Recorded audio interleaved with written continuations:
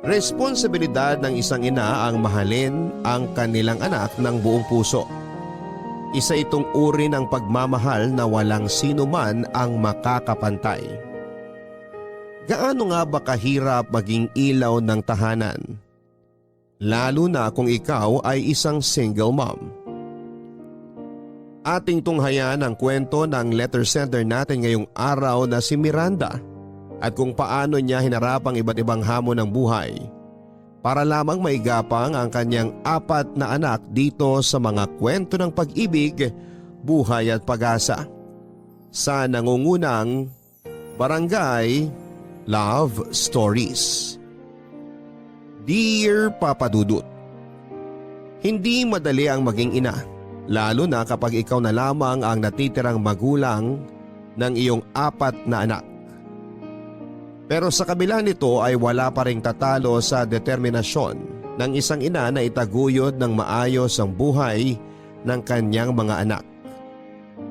Bago po ang lahat ay nais ko munang magpakilala sa inyo, Papa Dudut.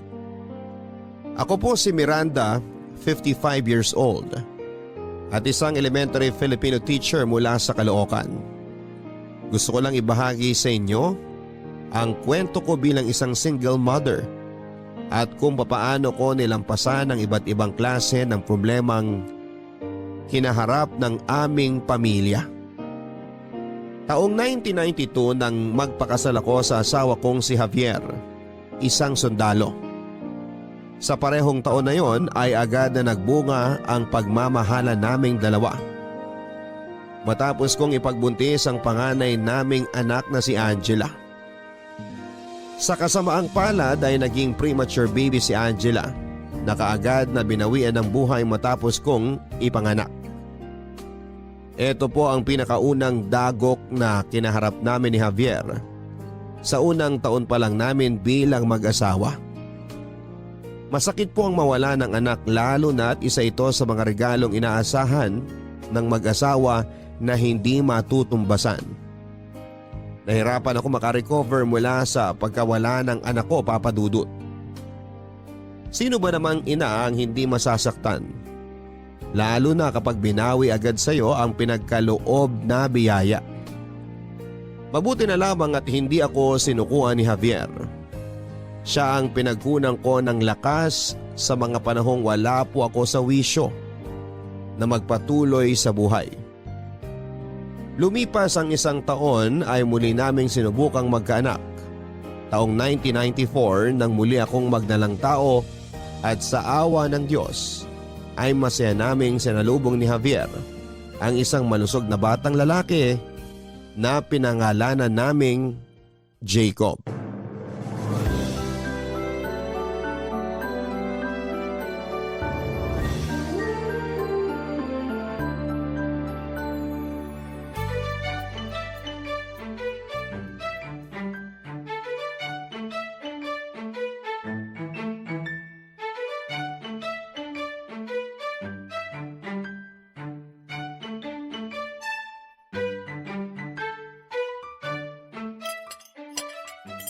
Grabe! Napagod ako doon ha. Ang daming bisita. Oo nga eh. Hindi namin inaasahan na ganun kadami ang darating. Mabuti na lang talaga pinasobrahan namin yung handa. Talagang pinaghandaan nyo tong araw na to ha. Siyempre, unang birthday saka unang baby. Pinag-ipunan talaga ni Javier ang araw na to. Napansin ko nga. Tignan mo, binilan pa ng superhero costume si Jacob. Ang cute! Gusto rin kasi naming iparamdam sa anak namin na sobrang special niya kahit na wala pang muwang yung bata sa mga nangyayari. Kahit wala pang kaalam-alam si Jacob sa nangyayari, makikita naman niya yan sa mga picture paglaki niya eh. Oo nga pala, ipa-develop mo lahat ng pictures ha. Tsaka sa akin mo na rin ibigay yung negative para makapagpa-develop din ako ng extra. Marami rin akong pictures dun eh. Ay, kay Javier mo sabihin yan. Siya ang mahilig kumuha ng mga litrato eh. 3 film yata ang nagamit niya. Pero baka kasi sa mga susunod na araw na natin makita yung mga picture. Kasi matagal magpa-develop. Ay, sana talaga lahat ng lalaki katulad ni Kuya Javier. Sobrang sweet. Baka naman pwede mo ako ipakilala sa mga kaibigan niya. Gusto ko rin ng sundalo na sweet at maalaga. Hayaan mo, babanggitin ko sa kanya. Saka alam mo, sentimental talaga na tao yang si Javier. May binili pa yung baby book. Naka-record lahat dun yung mga bagay na first time na ginawa ni Jacob. First smile, first word, at kung ano-ano pa. Dinaig pa ako, di ba? Ang saya nyo nga eh. Deserve nyo lahat ng blessings na natatanggap nyo ngayon. Tama nga yung sinabi nila na sa kabila ng mga pagsubok, meron pa ring darating na bagong pag-asa. Ay! Parang gusto ko na rin tuloy magkaroon ng baby. Masyado ka pang bata para dyan. Mag-ipon ka muna. Hindi madali ang magkaroon ng pamilya, kala mo ba? Kailan nyo ba planong sundan si Jacob? Alam mo, yan din ang tanong ni Javier sa akin kanina. Kailangan na ba talagang may kasunod? Siyempre! Bakit? Isang anak lang ba ang plano nyo? Hindi. Gusto ni Javier na magkaroon ng malaking pamilya. Gusto niya ng 5 anak. Naku, hindi ko alam kung kakayanin ko yun. Te, mas marami, mas masaya. Mas mag-i-enjoy ka kapag malaki ang pamilya nyo. Oh, ano na naman yung buhat-buhat ni Kuya Javier? Pintura yon. Tinatapos na niya yung kwarto ni Jacob. Ginawa niyang kwarto yung storage room sa tabi ng kusina.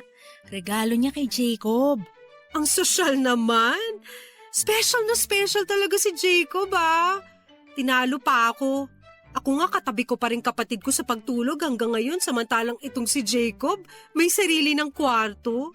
Pengi rin ako ng kwarto, te. Siraulo ka talaga. Kahit may kwarto pa yung bata, sa akin pa rin naman tatabi ang anak ko. Hindi namin pwedeng iwan dun mag-isa yung bata, no? Siguro magagamit na lang niya yon kapag nagsimula ng makapaglakad si Jacob. Parang playroom na rin niya. Ito kasing si Javier masyadong excited eh. Kung makikita mo yung kwartong inaayos niya, punong-puno ng laruan at stuffed toys. Idagdag mo na sa bilang yung regalo ko. Stuffed toy din yun. Sabi ko sa'yo, perahin mo na lang kasi eh. Madami nang gamit yung bata. At least yung mga monetary gift, pwede naming ilagay sa bangko para may magamit sa hinaharap si Jacob. Hayaan mo na. Next time na lang. Nakakaaliw kaya magbalot ng regalo. Ala, sige. Tapusin na natin to at may gagawin pa akong lesson plan mamaya. Lunes bukas eh. Lesson plan o baka labing-labing? Hoy! Sige, ganyan ka. Hindi ko bibigay sa'yo yung natitirang cake. Biro lang naman. Nasaan na pala yun? Baka ibinalot na ng ibang bisita ha? Huwag kang mag-alala. Nakatago na yun. Maiwan na muna kita rito ha. Check ko lang si Jacob. Baka gising na yun eh. Tulugan ba naman na sariling birthday? Sige na, ako nang bahala rito.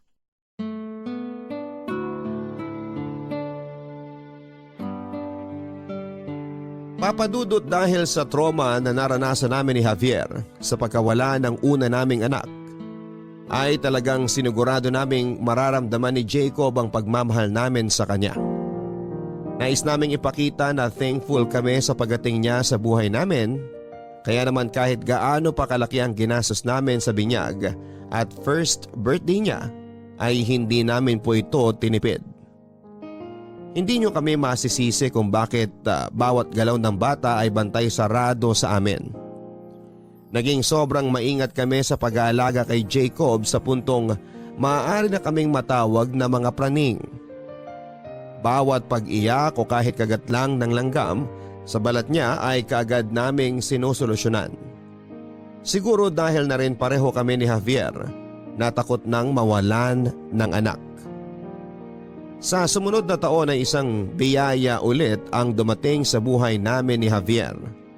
Sa wakas ay nasagot na rin ang panalangin naming dalawa na magkaroon ng pangalawang anak. Isang malusog na batang babae na pinangalanan naming Jasmine. Papadudot kong prinsipe ang naging turing namin kay Jacob ay ginawa naman naming prinsesa si Jasmine. Dahil unang babae ay pinagkaloob namin ang lahat sa kanya. Wala na akong mahihiling pa sa punto ng buhay ko na yon dahil napakapayapa ng naging takbo ng buhay namin sa kabila ng hindi nito magandang simula. Pagkatapos ng 2 taon ay sumunod naman kay Jasmine ang pangatlo naming anak na si Jana. Sa paglaki ng aming pamilya ay lumaki rin ang gastusin namin sa bahay. At yon ang nadatnan ng pangatlo naming anak. Ang mga panahon kung kailan ay naghigpit kami ng sinturon. Nabigyan pa rin naman namin ng maayos na buhay si Jana, pero hindi na ito kasing bongga ng tulad ng naranasan nila Jacob at Jasmine. Nang mga panahon na yon, ay napag-uusapan namin ni Javier na hanggang 3 na lamang ang magiging anak namin. Pero sa hindi inaasahang pagkakataon ay sumunod kong ipinagbuntis ang bunso naming si Janice. Pasensya na kaka-out ko lang sa trabaho. Tsaka nalito ko kung saang clinic yung sinabi mo. Kakarating mo lang ba? Nakapagpa-check up na ako. Oh, ano raw sabi ng doktor? Confirmed. Positive raw ako. Talaga? Congrats! 3 weeks. Sigurado kong matutuwa si Kuya Javier niyan kapag nalaman niya. Gusto mo bang i-surprise natin siya pagka-uwi natin? Wag muna siguro nating sabihin sa kanya. Bakit naman? Bukas na ang alis niya papunta sa kampo nila eh. Ayoko na siyang abalahin. Bakit naman siya maaabala? Hindi ba dapat maganda na malaman na niya bago siya umalis? Baka mamaya isipin niyang bigla ka na buntis habang wala siya. Sira ka? Bakit naman mag-iisip ng ganun yun? Wala lang. May nabasa kasi akong ganyan sa pocketbook eh. Teka, bakit nga? Ba't ayaw mo sabihin sa kanya na buntis ka? Dahil ba napag-usapan niyo na hindi na kayo mag-aanak? Hindi niyo naman kasalanan kung may nabuo kayo eh. Tsaka blessing yan ni Lord. Dapat maging masaya kayong dalawa. Hindi yun ang rason. Siyempre ayoko mag-alala siya habang nasa trabaho. Baka mamaya mawala pa siya sa focus dahil sa pag-aalala sa akin. Alam mo naman yun, napaka-hands-on tuwing nagbubuntis ako. Ayaw na niyang maulit yung nangyari kay Angela. Kaya alagang-alaga niya ako tuwing buntis ako. Alam mo naman napakasela ng first trimester. O sige, ikaw ang bahala. Kung yan ang gusto mo, irerespeto ko yung desisyon mo. Di ko mang bibig ko, huwag ka mag-alala. Hindi ko naman isesekreto sa mga tao na buntis ako. Hindi ko nga lang muna sasabihin kay Javier. Kailan mo planong sabihin sa kanya? Siguro isusurprise ko na lang siya pagbalik niya. Nako, na-excite na naman ako. Hindi pa man nakakapaglakad si Jana, may bago na naman. Unexpected eh. Pero thankful pa rin ako na may dadagdag sa pamilya namin. Tingin mo babae o lalaki? Sana lalaki naman ngayon para may kasama si Jacob. Oo nga, lalaki din ang wish ko kasi ang poging bata ni Jacob eh. Mana sa tatay. Mabuti ng lalaki para naman may mga sumunod na henerasyon ng mga pogi. Pero wala namang problema kung babae uli para magkaroon ako ng 3 Maria. Mas maganda kung lalaki naman para pantay ang pamilya nyo. 3 kayong babae tapos may 3 ring lalaki. Bahala na si Lord dyan. Walang problema sa amin kahit anong kasarian. Ano naman ipapangalan nyo kung sakali? Jared kapag lalaki. Matagal na namin yung naisip ni Javier nung pinagbubuntis ko pa lang si Jasmine. Kaso wala nang lalaking sumunod kaya kung lalaki naman ang ibigay sa amin ngayon, magagamit na namin yung Jared. Paano kung babae ulit? Hindi ko pa naisip yan eh. Pero parang magandang pakinggan yung pangalang Janice. Talagang puro J ang pangalan ng mga anak nyo ha? Oo, sinunod sa tatay nila. Ano, tara na? Gutom na ako. Gusto mo magmerienda? May burger stand dyan sa may kanto. Kain muna tayo bago umuwi. Ayan, gutom ang buntis. Sige tara, libre kita.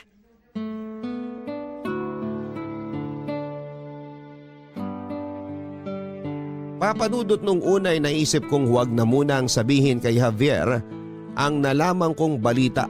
Kaso nga lang kinagabihan bago umalis si Javier ay nadulas ang kaibigan kong si Lily at nasabi ng hindi sinasadya na buntis ako.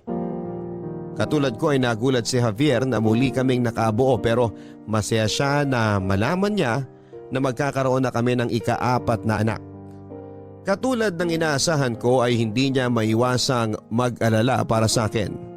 Pero eto na lang ang ginamit niyang inspirasyon upang mag-ingat sa kanyang trabaho at makauwi ng ligtas.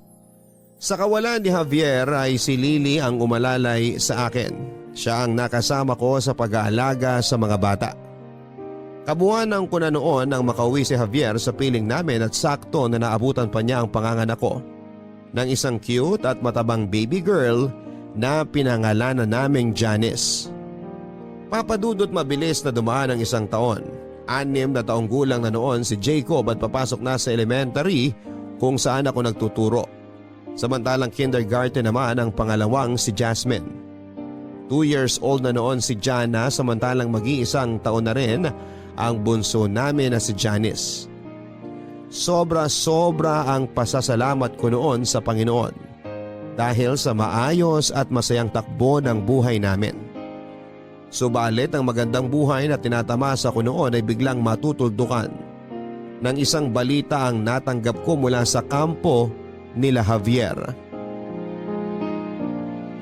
Tandang-tanda ko pa ang araw na nabalitaan ko kung ano ang nangyari kay Javier. Hanggang ngayon ay damang-dama ko pa rin ang sakit na naramdaman ko nang marinig ko ang tawag ng kaibigan ni Javier. Nasa kalagitnaan ako noon ng paglilinis sa classroom ko nang isang tawag ang natanggap ko. Naaksidente raw sa motor si Javier habang pauwi sa kanilang kampo. Hanggang ngayon ay ramdam na ramdam ko pa rin ang panlalamig ng katawan ko noon pagkarinig ko sa mga nangyari sa asawa ko. Parang tumigil noon ang mundo ko habang naninikip ang dibdib ko. Nang araw din na yon ay dali-dali akong bumiyahe papunta sa kampo nila Javier pero huli na ang lahat, Papa Dudut. Lulan ako ng bus noon nang matanggap ko ang balitang wala na ang asawa ko. Sinubukan pa raw siyang i-revive ng mga doktor pero hindi na nila ito nakayanan pang ibalik. Ayon sa kwento ng mga kasamahan niya, ay sumemplang raw sa daanan ng asawa ko. Malayo ito mula sa sinasabi ng ilang saksi na umano'y nakakita sa aksidente. Bago pa man daw madisgrasya si Javier ay duguan na raw ang mukha nito. Ganun pa man ay dineklara lamang na aksidente ng mga otoridad at hindi na pinaimbestigahan pa. Ako mismo ang nag-uwi sa labi ng asawa ko, Papa Dudut. Pauwi sa mga anak ko na noong mga panahong yon ay wala pang malay sa mga nangyayari.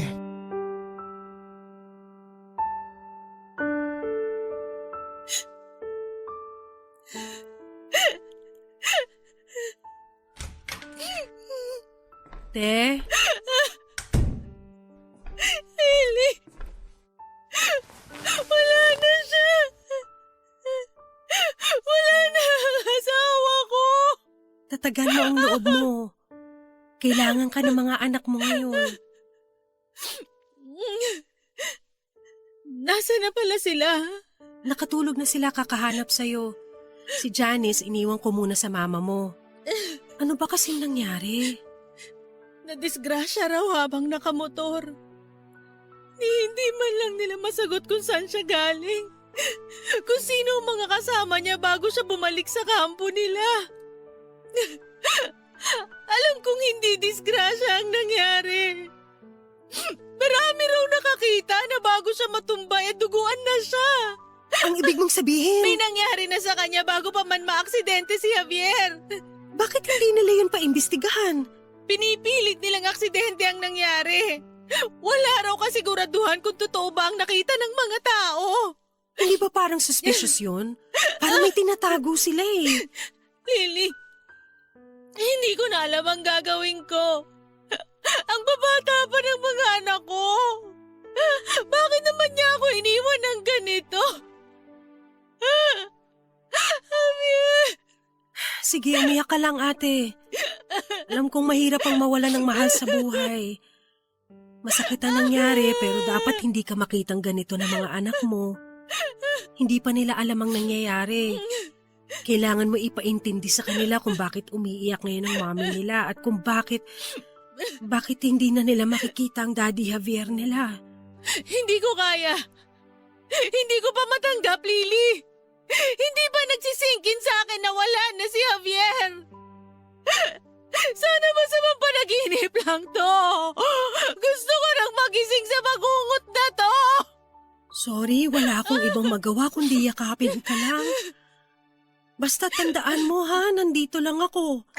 Huwag mong sarilinin ng lungkot na nararamdaman mo. Maraming salamat, Lily. Kailangan ko talaga ng taong masasandalan ngayon. Huwag kang mag-alala. Nandito lang ako kapag nangangailangan ka ng tulong. Nanggaling pala ako sa morgue kanina. Bukas pa raw mailalabas si kuya. Sinamama mo na pala ang pumili ng kabaong. Hindi na kita nilapitan para tanungin kasi alam kong kailangan mo munang mapag-isa. Ikaw na muna ang bahala, please. Ayoko munang lumabas ng kwarto. Ayoko munang makita ang mga anak ko. Lalong nadudurog ang puso ko. Kahit ngayon lang, gusto ko munang kalimutan ang nangyari. Parang mamamatay ako sa sobrang sakit. Pero may kailangan pa tayong gawin. Sabi ng lola mo, may pamahiin daw na bago iuwi ang labi, kailangan mabinyagan muna ang bunso nyo. Para saan daw yun? Hindi ko alam pero yun ang sabi ng lola mo. Anong gagawin natin? Hindi talaga gumagana ang isip ko ngayon. Hindi ko alam kung anong iisipin ko. Nakausap ko ng pastor nyo. Nagpa-schedule na ako ng binyag bukas ng maaga pero kailangan ng presensya mo ron. Pero ini-inform lang naman kita. Wala ka nang kailangan gawin. Magpahinga ka na lang muna. Huwag kang mag-alala, ako nang bahala sa lahat. Basta kung may kailangan ka, tawagan mo lang ako. Teka, kumain ka na ba? Hindi pa. Wala akong gana. Gusto kong matulog para sana makalimutan ko saglit tong nangyari. Pero hindi ko magawang matulog. Sandali lang, kukuha ako ng pagkain sa baba para makakain ka na. Ate, mahirap tong pinagdadaanan mo pero magpakatatag ka ha para sa mga anak mo. Antayin mo ako rito. Kukuha lang ako ng pagkain mo.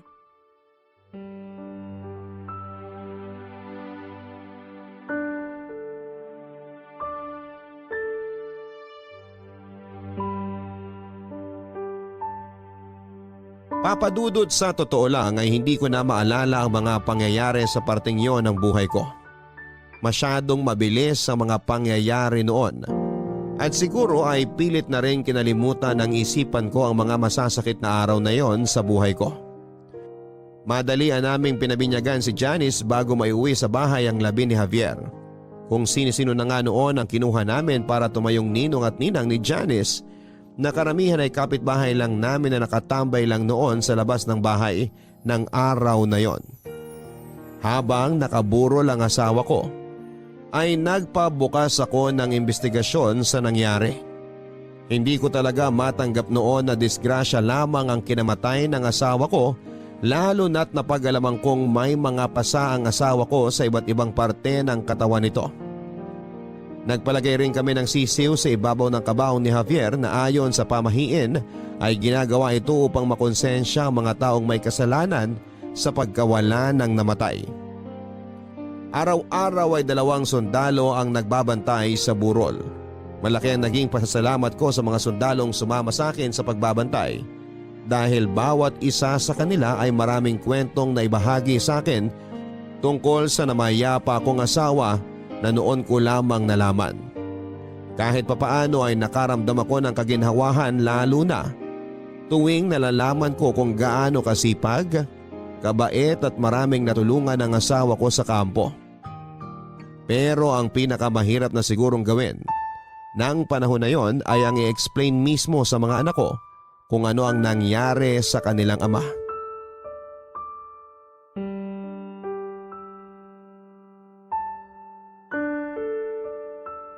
Te, eto pansit baka gutom ka na. Mamaya na lang ako kakain. Salamat. Hindi ka na naman matutulog. Kailangan mo rin magpahinga. Alagaan mo ang sarili mo kasi ikaw na lang ang maaasahan ng mga bata. Hayaan mo na lang muna kung sulitin ang mga natitirang araw na kasama ko ang asawa ko. Bilang na ang mga araw na makikita ko siya. Ayoko magsayang ng oras. Pati si Jacob ayaw ding matulog kanina. Gusto rin daw niyang bantayan ng daddy niya. Na-explain ko na sa kanya kanina ang nangyari. Nasabi ko na sa kanya na nasa heaven na si Javier. Kaya naman pala ayaw niyang umalis sa tabi ng daddy niya kanina. Paano mo sinabi? Nagtanong siya kung bakit daw lagi na lang tulog ang papa niya. Tapos nagtataka kung bakit ang daming tao sa bahay, bakit ang daming ilaw, ang daming bulaklak. Anong sinabi mo sa kanya? Ayun, sinabi ko na pagod na ang papa niya. Kailangan na niyang matulog ng mahabang mahaba kasi pupunta na siya sa heaven. Minsan madaya talaga ang mundo, no? Ang aga nilang napagkaitan ng ama. Hindi ko pa rin talaga matanggap kung bakit. Anong nagawang kasalanan ng asawa ko? Bakit nila yun nagawa sa kanya? Bakit kailangan siyang bawian ng buhay? Ang bait ng asawa ko, Lily. Bakit naman siya ginanon? Ano palang update sa investigasyon? Walang nagsasalita ni isa sa mga kasamahan niya. Ang sabi, bumisita raw siya sa isang kakilala niya. Yung kakilala niyang yun, wala daw alam sa nangyari. Hindi raw niya alam kung bakit duguan si Javier pagka-uwi niya. Wala ba silang alam ng motibo kung bakit nila nagawa kay kuya yun? Wala silang makita eh. Puro magagandang bagay ang binabanggit nila tungkol sa asawa ko. Dead end na raw ang investigasyon. Bakit naman ganun? May nakita sila mga pasa sa katawan ni Kuya Javier. May sugat din siya sa ulo. Dapat hanapin nilang dahilan nun. Yung pasa at sugat, nakuha daw sa pagkakasemplang niya. Hindi kaya may tinatago sila? Hindi ko alam. Ayoko nang isipin yan, Lily. Gusto ko na lang mag-focus sa pamilya ko. Pagod na ang utak ko sa kakaisip ng dahilan. Pagod na ang mata ko sa kakaiyak. Pagod na ako. Gusto mo bang magpahinga na muna? Umidlip ka kahit 2 oras para makapagpahinga ka. Kami nang bahala rito. Paano na lang ang magiging buhay namin ngayong wala na si Javier? Ano nang gagawin ko? Parang kalahati ng buhay ko ang nawala. Ang hirap magpatuloy. Paano ako magpapatuloy ngayong wala na ang taong pinakamamahal ko? Hindi ko alam ang sagot dyan, pero alam kong kailangan mo magpatuloy para sa mga taong natitira sa buhay mo. Sina Jacob, Jasmine at Jana, lalo na ang bunso mong si Janice, na hindi na mararanasan kung paano magkaroon ng ama. Kung sino man ang gumawa nito sa pamilya ko, sana naman makonsensya sila. Isang pamilya ang sinira nila. Wala mang nakakaalam sa katotohanan pero alam ng nasa itaas ang totoong nangyari. Hayaan mo na lang na ang karma mismong sumingil sa kanila kung meron man silang masamang ginawa. Ipagpasa Diyos mo na lang ang lahat. Wala ka ng ibang maaaring kapitan kundi siya lang. Sana nga. Sana dumating din ang araw na makamit ni Javier ang hustisya. Sige na, magpahinga ka na. Ikaw na muna ang bahala rito, ha? Oo, ako nang bahala. Nasa kwarto ang mga anak mo, binabantayan ng lola nila. Puntahan mo na sila. Kailangan ka rin nila.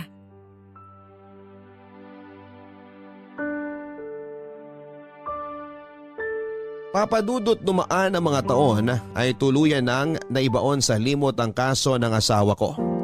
Hindi ko na po ito sinubukang i-follow up pa dahil napagod na rin po akong balik-balikan ang nangyari. Marami ang nagbago simula nang mamatay ang asawa ko. Nung una nahirapan ako na mag-isa lamang na nag-aalaga sa mga bata. Mabuti na lamang at kasama ko ang pamilya at mga kaibigan ko upang suportahan ako sa pag-move on mula sa pagkawala ng mahal ko. Pinilit ko pong ipagpatuloy ang buhay. Mag-isa man ay tinaguyod ko ang 4 kong anak para sa kanilang magandang kinabukasan. Mahirap maging single parent pero para sa mga anak ko ay kinaya ko ang lahat. Yun nga lang po ay ang dating maayos na buhay namin ay unti-unting bumagsak lalo na noong magsimula ng mag-aral sa kolehiyo sina Jacob at Jasmine.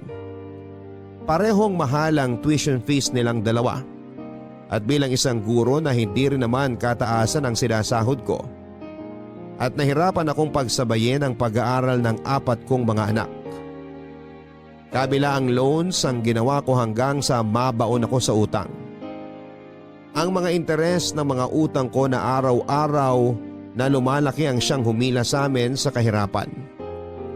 May punto pa nga noon, Papa Dudut, na puro sardinas at noodles na lamang ang inuulam namin para lamang makatipid. Yun na siguro ang pinakamababang parte ng buhay ko. Ang hindi maibigay ang pangangailangan ng sarili kong pamilya. Subalit hindi pa doon nagtatapos ang kalbaryo ko, Papa Dudut. Dahil maliban sa kahirapan ay nagsimula na ring mapunta sa maling landas ang buhay ng panganay kong anak na si Jacob. Architecture ang naging kurso ni Jacob sa kolehiyo, Papa Dudut. Maayos naman ang naging simula ng kanyang pag-aaral, pero pagsapit niya sa huling taon ng kanyang pag-aaral ay biglang nagbago ang pamumuhay nito. Ang atensyon nito ay nalayo sa kanyang pag-aaral at nagsimula siyang mabarkada. Huli na nang malaman ko ang pagbubulakbol ni Jacob nang minsang makatanggap ako ng sulat mula sa kanyang dean na nagsasabing halos 1 linggo na pala siyang hindi pumapasok sa kanyang mga klase. Sa madaling sabi ay biglang nagrebelde si Jacob, Papa Dudut. Hindi ko alam kung dahil ba sa biglang paghihigpit ko sa kanila kaya niya nagawa yon, pero nang mga panahong yon ay patong-patong na, Papa Dudut, ang mga problemang kinakaharap ko mula sa trabaho, sa eskwelahan, sa mga bayarin at pati na rin sa mga taong naghahabol sa akin dahil sa mga utang ko. Sobrang lugmok na ako noon ang buhay namin sa puntong halos mamalimos na ako sa mga kakilala ko para lamang mabuo ang bayad ng tuition fee ng mga anak ko. Kaya naman sobra na akong dismayado nang malaman ko na hindi sineseryoso ni Jacob ang kanyang pag-aaral kung kailan ay malapit na siyang makapagtapos. Nang malaman ko ang pinaggagawa ni Jacob ay sinubukan ko siyang kausapin upang malaman kung ano ba ang problema. Pero sa halip na ibahagi sa akin kung bakit siya nagkakaganon, ay sinabihan lamang niya ako ng kahit magpaliwanag pa siya ay hindi ko raw maiintindihan. Kasabay nito ay isang desisyon ang kanyang ginawa, Papa Dudut.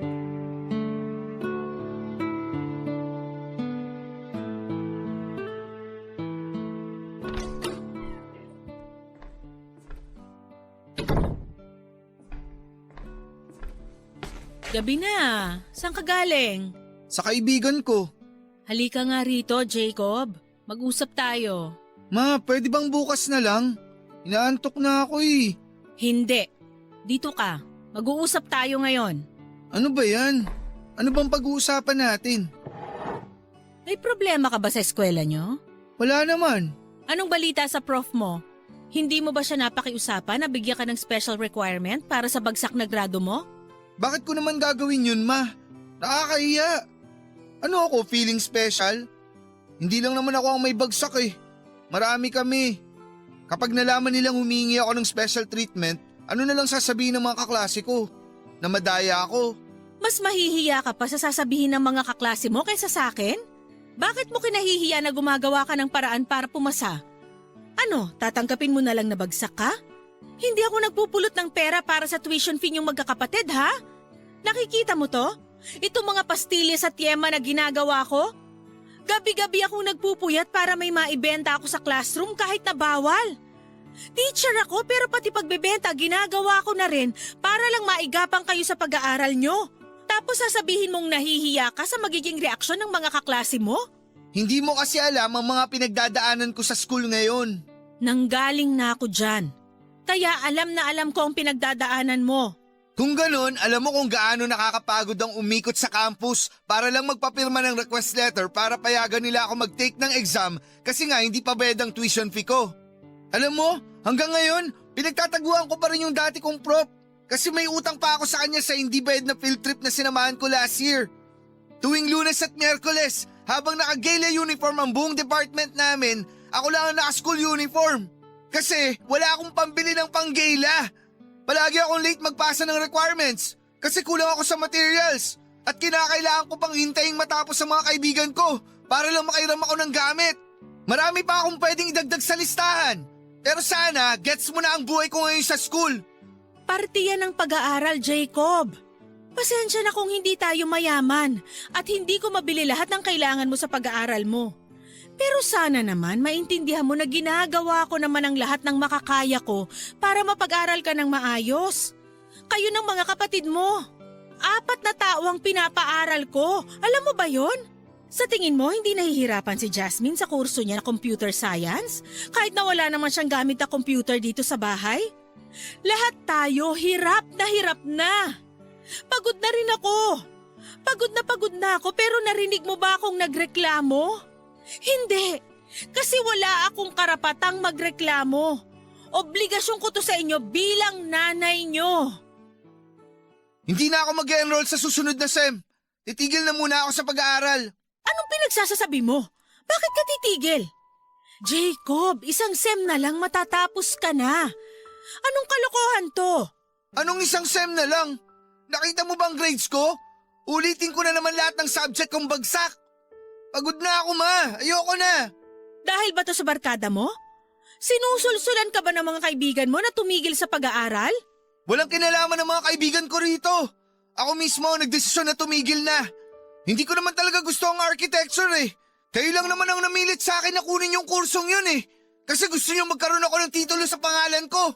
Anak, isipin mo naman lahat ng paghihirap na ginagawa ko para pag-aralin ka. Nagpapakapagod ako buong araw para lang pag-aralin ka sa magandang kolehiyo. Tapos ganito ang gagawin mo? Para mo nang binasura lahat ng perang ginastos ko para sa'yo. Kaya nga ako titigil eh. Para hindi ka na mahirapan. Para hindi na masayang yung perang sinasabi mo. Wala akong future sa kursong pinili mo. Sinusuko na ng katawan ko bawat lesson na pinag-aaralan namin. Ano ngayon ang gagawin mo kapag tumigil ka sa pag-aaral? Hindi ko alam. Pero ang gagawin ko ngayon, matutulog na ako. Ang mabuti pa, matulog ka na rin.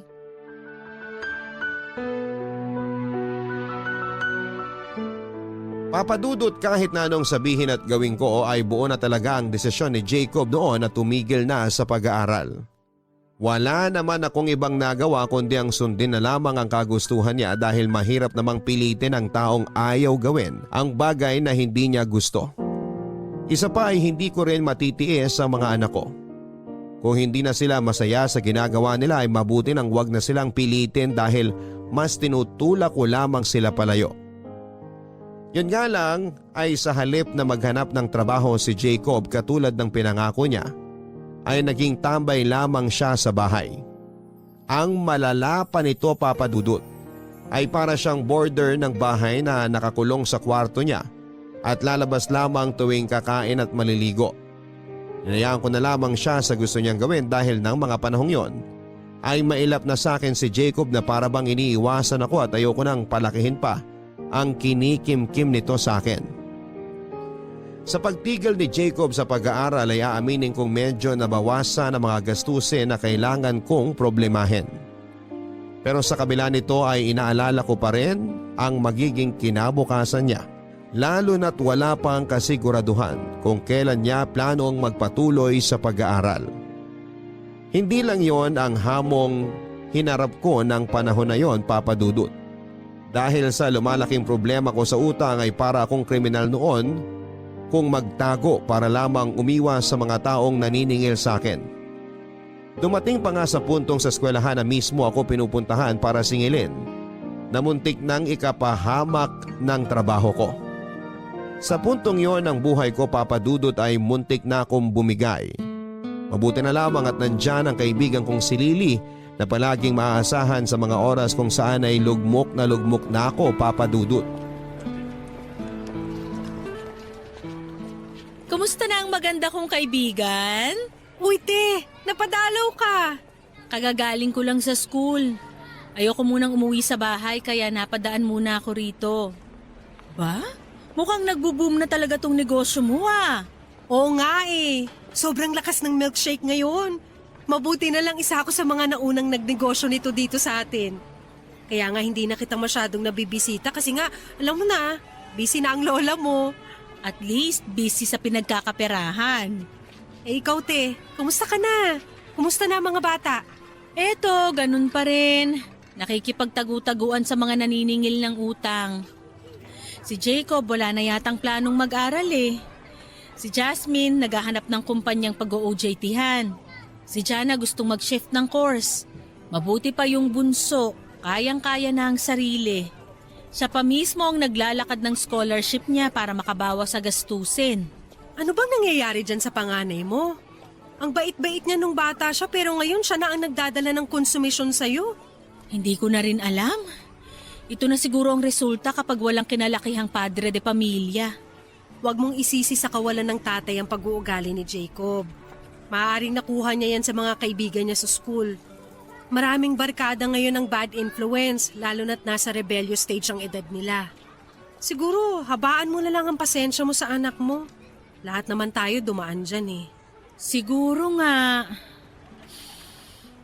Ay, Oh, ano namang ibig sabihin ng buntong hininga na yan? Ang lalim ah.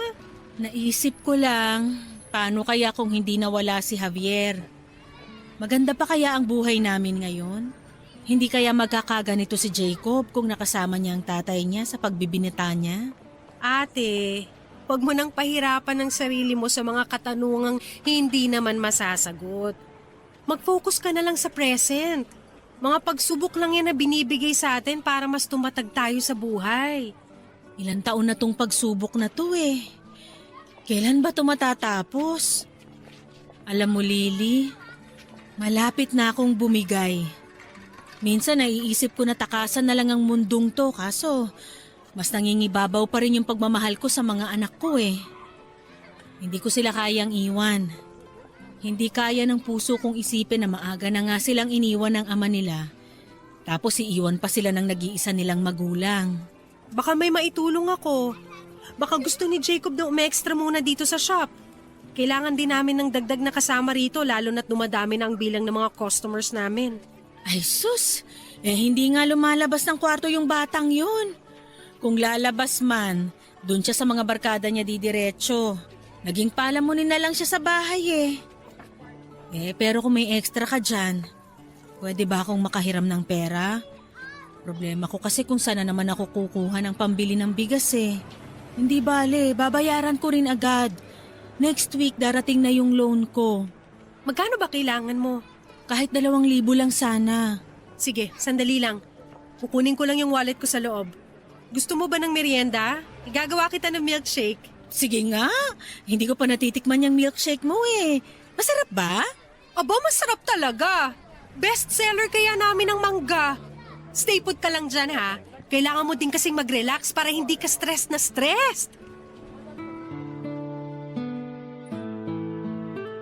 Papadudot, aaminin ko sa inyo na muntik na akong mawala ng pag-asa.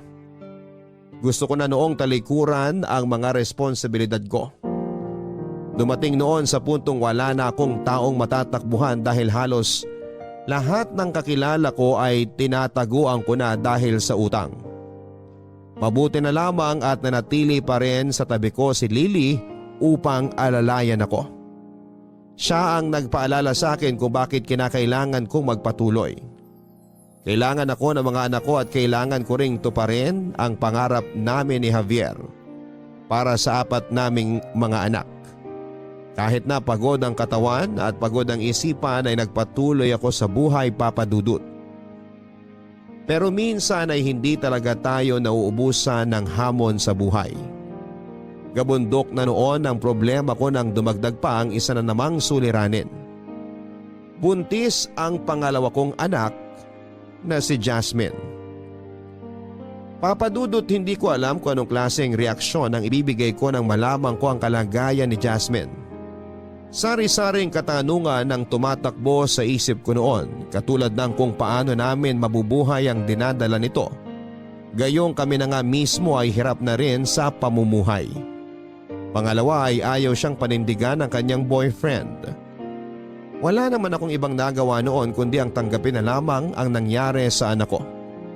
Kahit na noong panahong yon ay sobrang dismayado ako sa nangyari. Gusto ko man siyang pangaralan, sa nagawa niya ay wala namang pong magbabago sa sitwasyon namin. Kung meron man ay baka mas lumala pa ang problema namin. Malayo na nga ang loob sa akin ni Jacob. Ayaw ko rin namang pati si Jasmine ay lumayo rin sa akin, kaya sinarili ko na lamang po ang nararamdaman ko noon. Kahit nabuntis ay nagpatuloy pa rin si Jasmine sa kanyang pag-aaral. Pero kahit gaano siya kapursigido magpatuloy ay kinakailangan pa rin niyang tumigil ng mga anak ito para maalagaan ng maayos ang bata. Habang inaalagaan ang anak ay napag-isipan ni Jasmine na maging online seller. Nagbebenta siya ng mga knock-off na bag at damit para may pambili ng gatas at diaper para sa kanyang anak. Sa kabilang banda naman ay pinanindigan na talaga ni Jacob ang pagiging batugan niya. Kailanman ay hindi nito tinangkang maghanap ng trabaho o tumulong man lang sa mga gastusin sa bahay. Sa pagkakataong yun ay tuluyan ko nang inalis ang pag-asang makakatulong siya sa akin balang araw.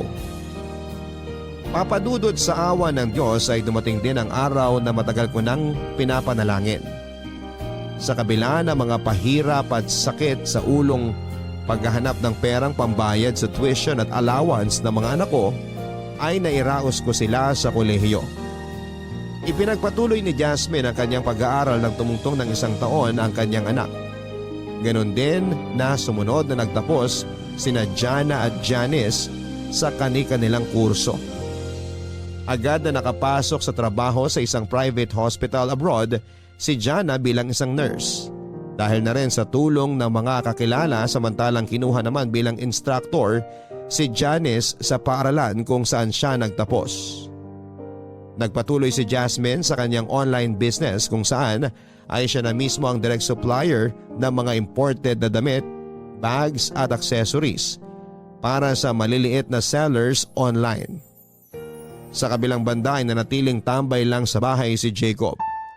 Hanggang sa makahanap ito ng sariling pamilya at magkaroon ng isang anak.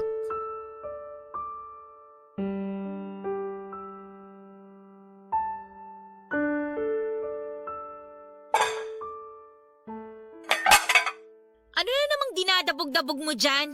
Ano ba yan? Itlog na naman ang ulam? Pupurgayin niyo ba kami ng itlog? Araw-araw na lang na ganyan ang ulam ah. Yan lang ang nakaya ng budget eh. Nagbayad kasi ako ng tubig at kuryente. Sus! Si JM, kumain na ba siya? Oo, tapos nang kumain yung anak mo. Ikaw na lang ang hindi pa. Tinira nila yan para sa'yo kaya kainin mo para di masayang. Wala na nga tayong pera, magsasayang pa tayo ng pagkain. Eh kung totoo sana ang pagkain ang niluluto nyo, di walang masasayang. Huwag ka nang maghanap ng wala. Kung ayaw mong kainin yan, ako na ang kakain kasi kung hindi mo na itatanong, hindi pa ako kumain, Jacob. Kasalanan ko pa ngayon na di pa kayo kumain. Di kumain kayo. Sandali nga lang kuya. Ano na naman bang kinakainit ng ulo mo dyan ha? Lasing ka na naman ba? Hoy, manahimik ka nga. Wala kang pakialam. Meron akong pakialam kasi hindi maganda yung tabas ng dila mo kay mama. Kung sumagot-sagot ka parang ikaw ang nagpapakain dito ah. Ayaw mo ng ulam? Di ikaw ang bumili ng sarili mong ulam. Kung magsalita ka, akala mo naman may naitutulong ka sa bahay na to. Tumigil na nga kayong dalawa. O eto Jacob, bumili ka na lang ng delata sa labas para makakain ka na. Huwag niyo nga bigyan ng pambili ng delata yan, ma. Sumusobra na si kuya eh. Kuya, ayokong ipagyabang ang mga nagagawa ko sa pamilyang to ha.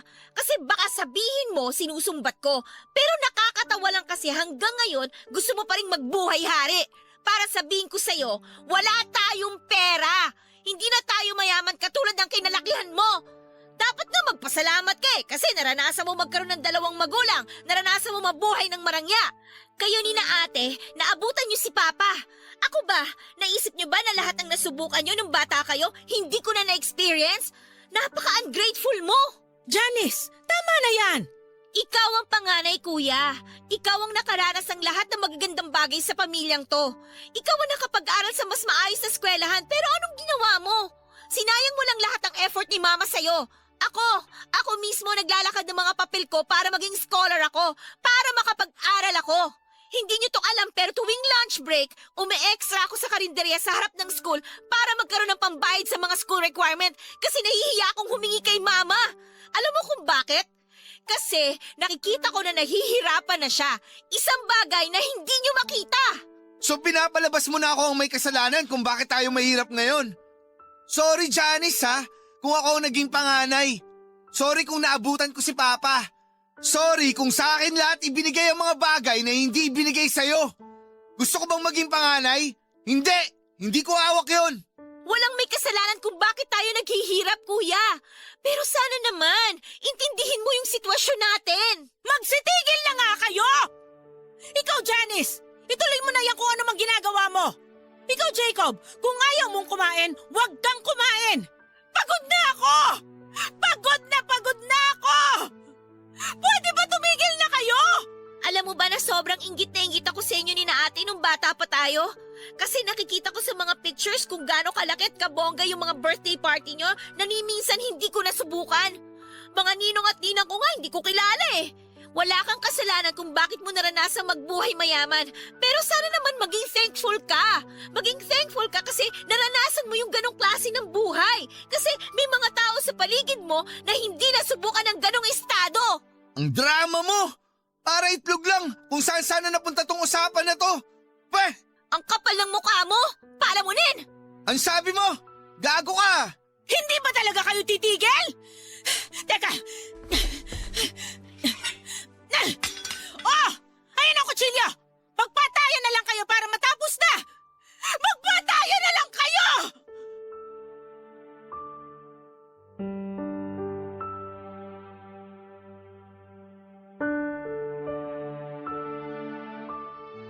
Papadudot, inakala ko noon na matapos ang pagpapaaral ko sa mga anak ko, ay sa wakas ay makapagpapahinga na rin ako. Malapit na rin po kasi ako mag-retire bilang teacher at naisip ko na sa edad kong ito ay oras na rin sigurong pagbigyan ko naman ang sarili ko. Siguro naman ay kaya na ng mga anak ko ang sarili nila, total ay nasa tamang edad na sila para bumuo ng sarili nilang pamilya. Yun nga lang, kung ano ang buhay namin noon ay ganun pa rin ang buhay namin kahit na may trabaho na ang ilan sa mga anak ko. Ilang taon ang lumipas ay mas lumaki pa ang pamilya namin. Nakahanap na ng asawa si Jana sa Amerika at naisipang doon na sila tumira. Sa mga taong lumipas ay unti-unti nang nalayo sa amin si Jana na kahit tawag lang o padala ng pera ay hindi man lang nito magawa.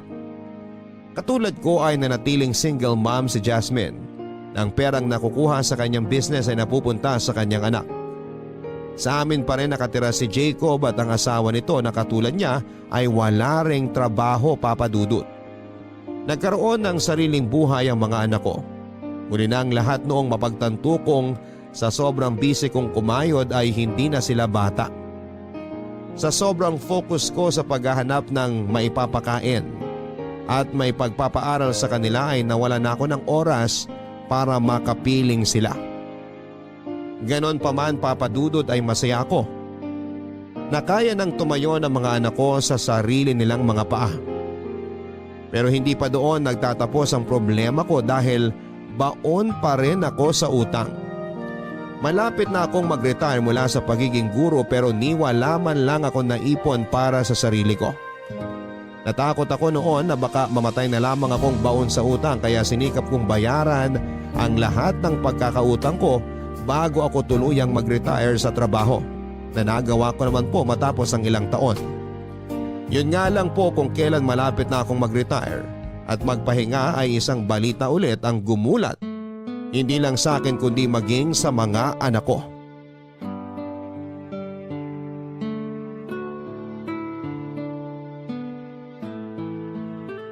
Oma, bakit mo kami hinahanap?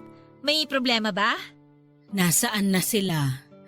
Tinawag mo na ba ang mga ate at kuya mo? Tinawag ko na po si kuya. Si ate Jasmine nasa biyahe pa. Kinuha yung orders niya. Ano na namang meron? Ang aga-aga pa eh. Maupo ka. May sasabihin ako sa inyo. Sa sermonan mo na naman ba kami ng ganito kaaga? May tumor ako sa matres. Ha? Tumor? May cancer ka? Oo, tumor na kasing laki ng kamao. Pero wala akong cancer. Sabi ng doktor, benign daw. Non-cancerous, kaya kayang daanin sa operasyon. Pero paano niyo po nalaman, ma? Nagpa-check up na po ba kayo? Nagpa-check up ako nung makalawa. Kahapon ko lang nalaman yung resulta. Ma, paano na po yan? Huwag kang mag-alala. Matatanggal naman to ng operasyon. Yun nga lang, gagastos na naman tayo. May iniinda ka bang sakit? Bakit ka nagpa-check up? Matagal nang sumasakit tong likod ko. Nung una, akala ko dahil lang to sa kakabuhat ng mga module ng mga bata at maghapong nakaharap sa laptop. Kaso nitong mga nakaraang araw, naramdaman ko na hindi na normal tong sakit ng likuran ko.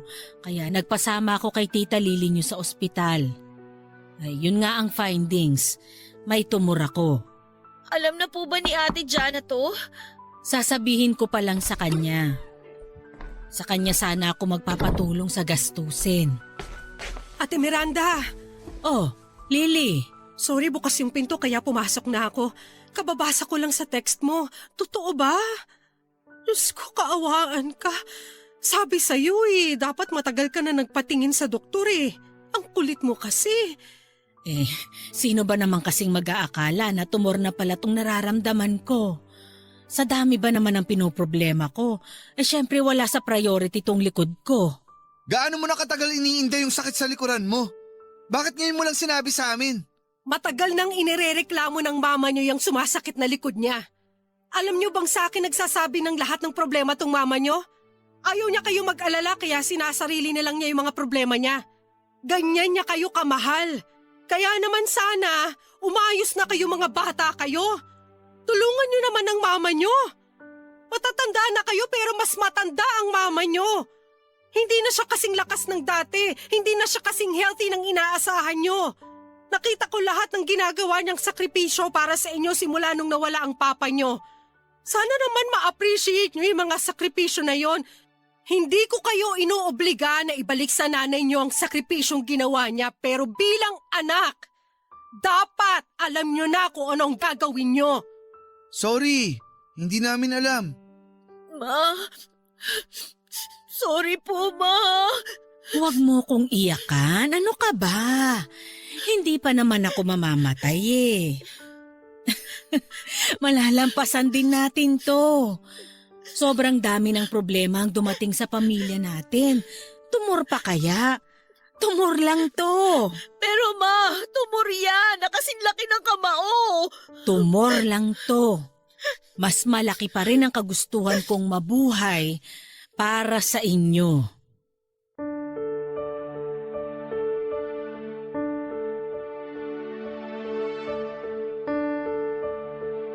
Papadudot inoperahan po ako August last year kung saan ay inalis ang matris ko. Mabuti rin at naiwasan namin ang banta ng COVID noong mga panahong nasa ospital kami.